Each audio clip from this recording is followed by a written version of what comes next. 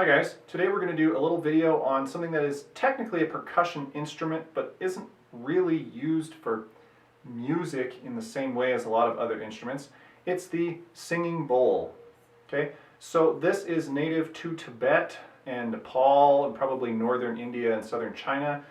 It's associated with a lot of Buddhist meditative traditions, and of course gets co-opted by a lot of American, hippy-dippy kind of people.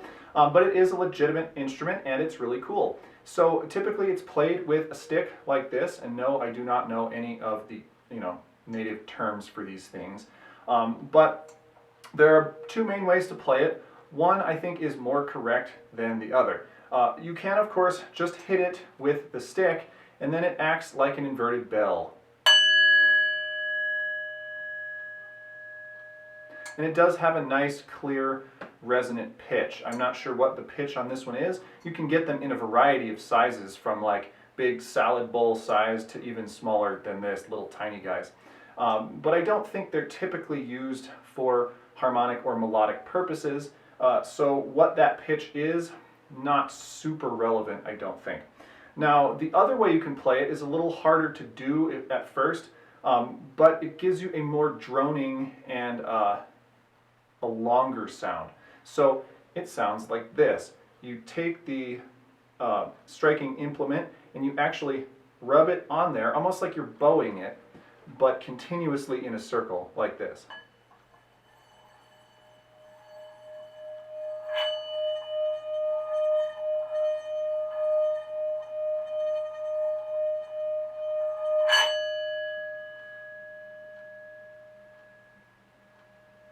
Now, of course, I'm not a master of this, but if you get the technique just right, you can create basically an unending, perpetual drone of whatever pitch this is with very little to no interruption, which is pretty cool.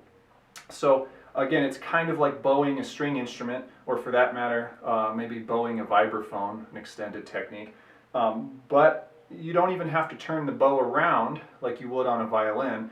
And go the other way, so it doesn't even require that sort of quick turnaround technique that continuously bowing a note on a stringed instrument requires. Because you can go in a circle, it's pretty much infinite, and as long as you watch for the buzz that can be created by the bow thing, then you can get a smooth sound forever. So the only way this can really go wrong is if you get like buzz or chatter, which I'm sure I will here.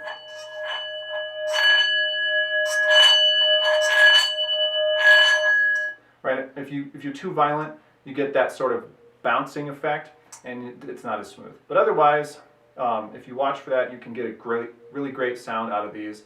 They're kind of expensive because they're a giant chunk of bronze, and obviously it depends on what size they are. But it's a really cool thing to have around and fun to play with. So that's it on the singing bowl. Thanks for watching, and I'll talk to you guys next time.